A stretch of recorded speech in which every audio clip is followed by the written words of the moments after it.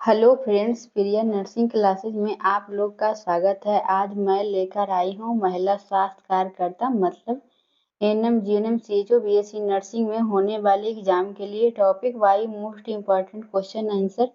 यह वीडियो में रिवीजन के पर्पज से होगा ताकि आपकी तैयारी और बेहतर बन सके। कृपया कर लाइक और सब्सक्राइब करना ना भूले। इस वीडियो में मिडवाइफरी से रिलेटेड क्वेश्चन है जो आपके एग्जाम के लिए काफी इम्पोर्टेंट होने वाला है। वीडियो को लास्ट तक जरूर देखें। तो देखिए क्वेश्चन नंबर 102, फीमेल पेल्विस का हाईएस्ट डायमीटर होता है।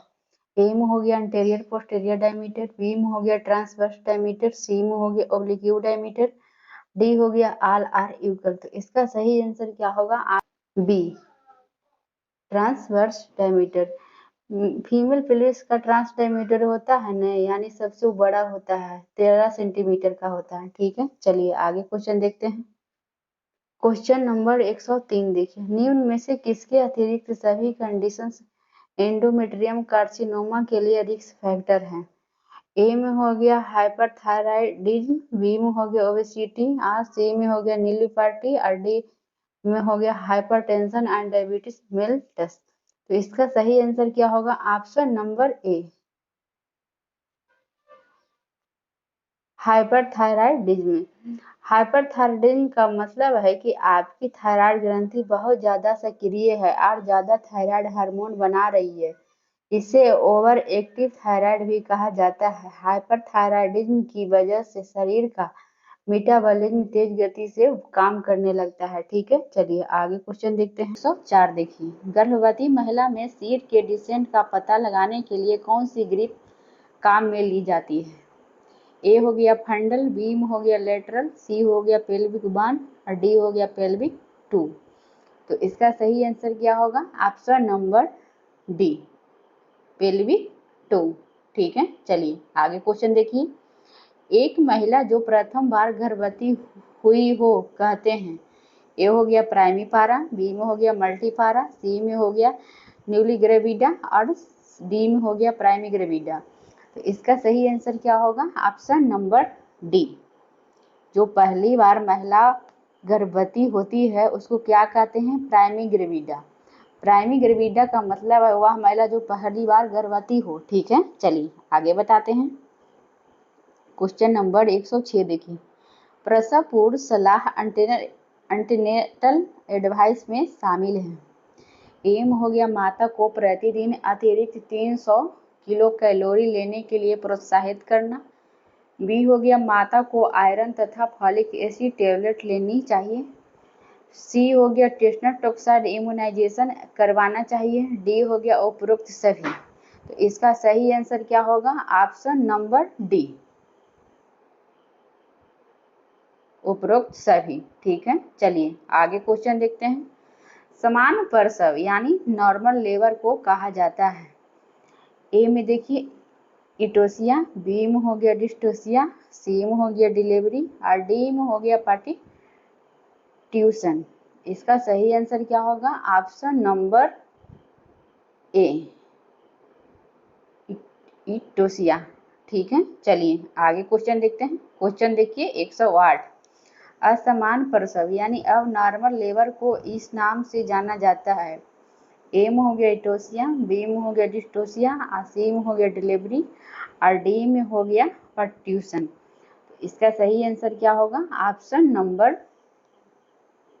B, dystocia. डिस्टोसिया से क्या समझते हैं? डिस्टोसिया का मतलब होता है कठिन प्रसव या बिना सहायता के भ्रूण जन्म नली से बाहर निकालने में असमर्थता डिस्टोसिया कहलाता है। ठीक है, चलिए आगे देखते हैं। क्वेश्चन नंबर 109, जन्म देने की प्रक्रिया को कहते हैं? ए में हो गया इस्टोसिया, बी में हो गया डिस्टोसिया, सी में हो गया ग्रेविडा और डी में हो गया पर्ट्यूशन। इसका सही आंसर क्या होगा? Option number D. ठीक है, चलिए आगे क्वेश्चन देखते हैं। निम्न में से कौन सा कथन सत्य है? ए हो गया प्रसव वेजाइनल अथवा अब्डोमिनल हो सकता है, बी हो गया LSCS से बच्चे को जन्म देना डिलीवरी कहलाता है न कि प्रसव, सी हो गया प्रसव की अनुपस्थिति में डिलीवरी नहीं हो सकती और ऑप्शन नंबर डी देखिए, डी में देखिए LSCS से बच्चे का जन्म होना लेबर कहलाता है। तो इसका सही आंसर क्या होगा? इसका सही आंसर क्या होगा? Option number D. ठीक है। क्वेश्चन नंबर 111, मनुष्य में निषेचित अंडे का आरोपण इम्प्लांटेशन कहाँ होता है? ए में हो गया अंडाशय में, बी में हो गया योनि में, सी में हो गया गर्भाशय में और डी में हो गया क्लाइटोरिस में। इसका सही आंसर क्या होगा? ऑप्शन नंबर सी, गर्भाशय में।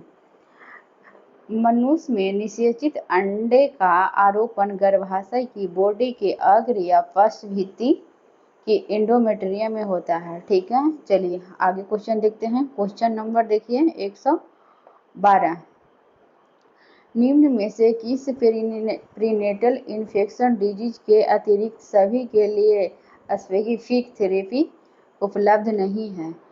ए में देखिए human immunodeficiency virus, B में हो गया रूबेला, सी में हो गया हेपेटाइटिस बी वायरस और डी में हो गया सिफिलिस। इसका सही आंसर क्या होगा? Option number D, syphilis. Syphilis के मतलब है ट्रेपोनेमा पॉलीडोमन नामक जीवाणु द्वारा कारित एक, जिसका एंटीबायोटिक्स द्वारा आसानी से उपचार संभव है।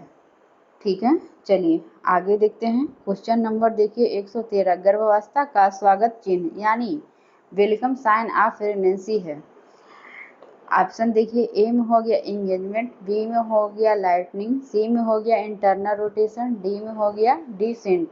इसका सही आंसर क्या होगा? Option number B, lightning. Lightning के मतलब तो सब समझते होंगे। तो ठीक है, आगे बढ़ते हैं। क्वेश्चन नंबर 114, निम्नलिखित में से कौन सा ट्रू लेबर पेन का लक्षण नहीं है? ए में हो गया दर्द युक्त गर्भाशयी संकुचन, बी में हो गया दर्द का सर्विक्स के डायलेशन से संबंधित होना, सी में हो गया पेन का गर्भाशय की हार्डनिंग से संबंधित न होना, सी में हो गया शो की उपस्थिति। तो इसका सही आंसर क्या होगा? Option number C, option number C. ठीक है। चलिए आगे क्वेश्चन देखते हैं। क्वेश्चन नंबर 115, प्रसव की फर्स्ट स्टेज के दौरान रक्त मिश्रित सर्वाइकल म्यूकस प्लग का बाहर निकालना कहलाता है? ए में हो गया शो, बी में हो गया एफएसमेंट का सर्विक्स, सी में हो गया लाइटनिंग, डी में हो गया रिट्रैक्शन। तो इसका सही आंसर क्या होगा? ऑप्शन नंबर ए, शो। चलिए आगे क्वेश्चन देखते हैं। क्वेश्चन नंबर देखिए 116, निम्नलिखित में से कौन सा कथन सत्य है? ए हो गया प्रसव की प्रथम अवस्था ट्रू लेबर पेन के ऑनसेट से शुरू होती है तथा सर्विक्स के फुल डायलेशन होने पर समाप्त होती है। ऑप्शन थोड़ा सा लंबा है, देखिए ध्यान से। प्रसव की द्वितीय अवस्था सर्विक्स के फुल डायलेशन से शुरू होकर बच्चे के बाहर निकाल आने पर समाप्त होती है। सी देखिए, प्रसव की तृतीय अवस्था बच्चे को जन्म से शुरू होती है तथा प्लेसेंटा के बाहर निकलने पर समाप्त होती है। डी में हो गया उपरोक्त सभी कथन सत्य है। तो इसका सही आंसर क्या होगा? ऑप्शन नंबर डी, उपरोक्त सभी सही है। ठीक है। चलिए क्वेश्चन नंबर 117, प्राइमिंग रेबिडा में प्रसव की प्रथम अवस्था की अवधि होती है? ए हो गया 12 घंटे, बी हो गया 8 घंटे, सी हो गया 2 घंटे और डी हो गया 30 मिनट। तो इसका सही आंसर क्या होगा? ऑप्शन नंबर ए, 12 घंटे। ठीक है। चलिए आगे क्वेश्चन देखते हैं। क्वेश्चन नंबर 118, मल्टीग्रेविडा में प्रसव की प्रथम अवस्था की अवधि लगभग होती है? उसमें था 12 घंटे, ए हो गया 12 घंटे, बी हो गया 6 घंटे, सी हो गया 2 घंटे, डी हो गया 30 मिनट। तो इसका सही आंसर क्या होगा? ऑप्शन नंबर बी, 6 घंटे। ठीक है। ये मल्टीग्रेविडा में कितना होता है? 6 घंटे। चलिए आगे क्वेश्चन देखते हैं। क्वेश्चन नंबर 119, निम्न में से कौन सी कंडीशन पर प्यूरल फीवर का मुख्य कारण है?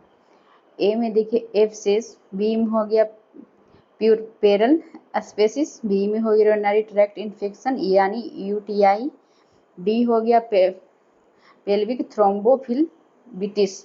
तो इसका सही आंसर क्या होगा? Option number B, option number puerperal. इसका मतलब क्या समझते हैं? प्यूरपेरल सेप्सिस, जिसे प्रोसोतर सेप्सिस भी कहा जाता है, प्रसव के बाद महिला प्रजनन प्रणाली में होने वाला संक्रमण है। यह जननांग पथ का संक्रमण है जो बच्चे के जन्म के बाद या गर्भपात के बाद किसी भी समय हो सकता है। ठीक है, चलिए आगे क्वेश्चन देखते हैं। क्वेश्चन नंबर देखिए 120, बहुत अच्छा क्वेश्चन है। प्रसव की तृतीय स्टेज की अवधि होती है, ए हो गया 2 घंटे, बी हो गया 4 घंटे और सी हो गया 45 मिनट, डी हो गया 15 मिनट। तो इसका सही आंसर क्या होगा? Option number D. जो प्रसव की तृतीय स्टेज की अवधि होता है कितना होता है? 15 मिनट। ठीक है, आगे देखते हैं क्वेश्चन। क्वेश्चन नंबर 121, प्रसव की किस स्टेज को सर्वाइकल स्टेज के नाम से जाना जाता है? ए में हो गया फर्स्ट स्टेज, बी में हो गया सेकंड और सी में हो गया थर्ड और डी में हो गया फोर्थ। तो इसका सही आंसर क्या होगा? ऑप्शन नंबर ए, फर्स्ट स्टेज।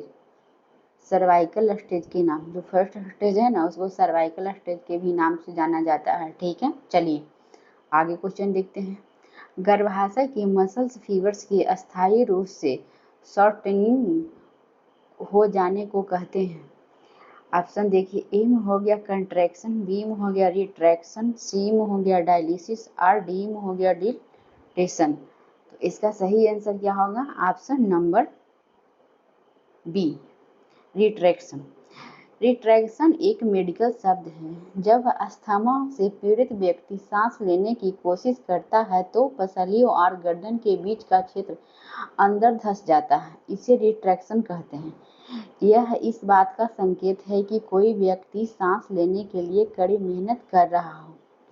रिट्रैक्शन की मतलब। ठीक है, चलिए आगे क्वेश्चन देखते हैं। क्वेश्चन नंबर देखिए 123, नॉर्मल लेबर में रिट्रैक्शन का प्रभाव है। ए में हो गया लेबर यूटेराइन सेगमेंट के निर्माण के लिए यह आवश्यक है। बी में हो गया यूट्रस का सरफेस एरिया कम करता है ताकि प्लेसेंटा अलग हो सके। सी में हो गया प्रेजेंटिंग पार्ट के आगे की तरफ गति में सहायक। डी हो गया उपरोक्त सभी। तो इसका सही आंसर क्या होगा? ऑप्शन नंबर डी, उपरोक्त सभी।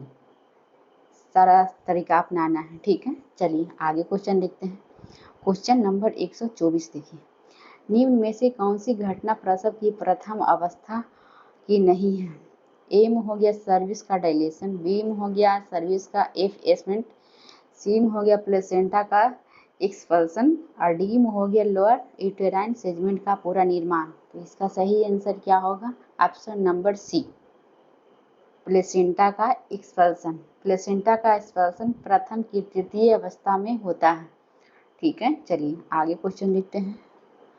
सर्विस के डायलेशन के लिए उत्तरदायी कारक हैं। ए में हो गया गर्भाशय के कंट्रैक्शन एवं रिट्रैक्शन, बी में हो गया बैग ऑफ मेम्ब्रेन का निर्माण होना, सी में हो गया फेटल एक्सेस प्रेशर और डी देखिए डी में हो गया उपरोक्त सभी। तो इसका सही आंसर क्या होगा? क्वेश्चन नंबर 125 का ऑप्शन नंबर डी, उपरोक्त सभी।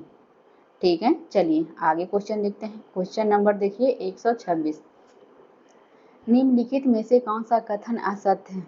ए में हो गया एफएसमेंट वह प्रक्रिया है जिसके द्वारा सर्विस के पेशी तंतु ऊपर की ओर खींच जाते हैं तथा लोअर यूटेराइन सेगमेंट के तंतुओं में मिल जाते हैं।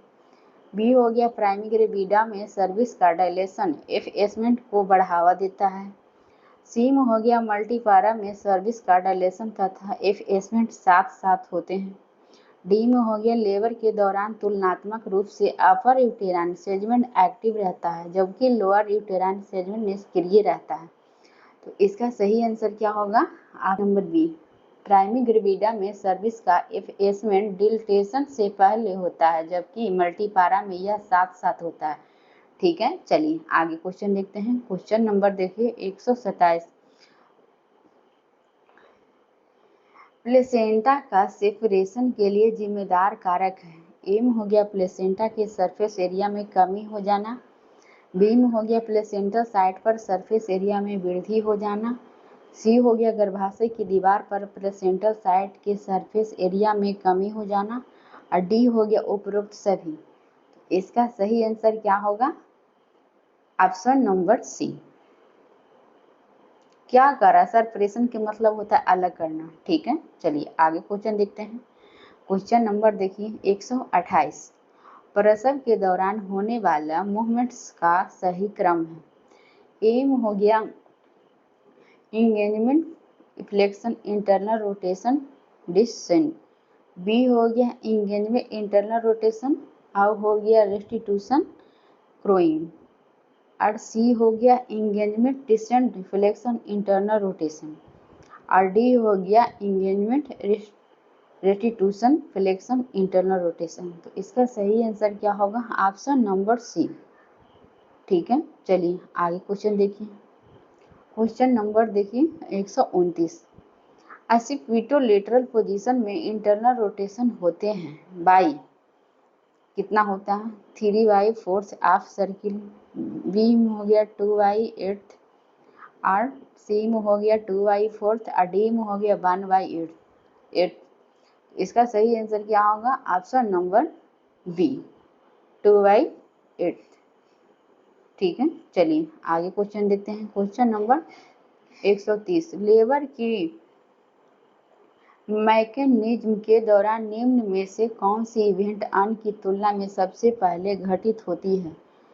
ऑप्शन ए में हो गया फ्लेक्शन, बी में हो गया डिसेंट, सी में हो गया क्रोनिंग, और डी में हो गया रेस्टिट्यूशन। तो इसका सही आंसर क्या होगा? Option number B, descent. ठीक है, चलिए आगे क्वेश्चन देखते हैं। लास्ट क्वेश्चन है प्लेसेंटल साइट के डिफेक्टिव इवोल्यूशन के कारण होने वाली मोस्ट कॉमन कॉम्प्लिकेशन है।